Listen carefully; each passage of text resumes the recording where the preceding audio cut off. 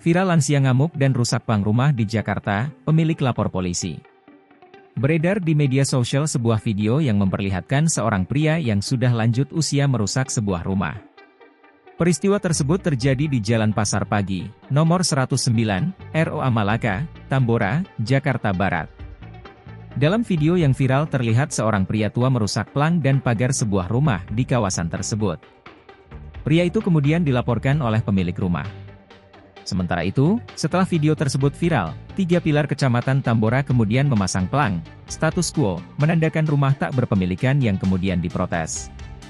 Kuasa hukum pemilik rumah, Irfan Fadli Lubis pun mempertanyakan pemasangan plang tersebut.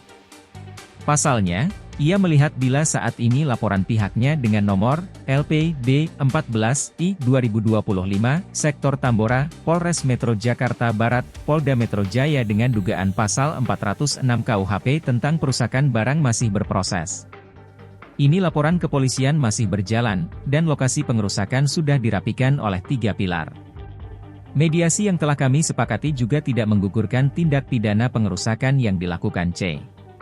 Itu sama saja merusak barang bukti apa yang telah dirusak C pada hari Kamis 30 Januari lalu, kata Irfan, Kamis, 6 Februari 2025. Irfan merasa tak sependapat mengenai status quo yang terpasang di lokasi. Sebab selain menimbulkan polemik, bangunan itu merupakan milik kliennya berinisial ICS. Status quo tersebut justru akan menghalangi kami untuk proses pembaharuan sertifikat, terangnya. Karenanya, ia meminta lembaga terkait turun tangan untuk menindaklanjutinya. Kapolsek Tambora, Kompol Muhammad Kukuh Islami menjelaskan pihaknya memasang status quo karena kedua pemilik saling klaim kepemilikan. Terlebih hingga kini belum ada putusan dari pengadilan. Meski demikian upaya untuk menyelesaikan pihaknya bersengketa telah dilakukan melalui mediasi. Bahkan bentuk komitmen penyelesaian, kedua belah pihak menandatangani surat pernyataan yang dituangkan dalam perjanjian resmi. Download Tribun X sekarang, menghadirkan lokal menjadi Indonesia.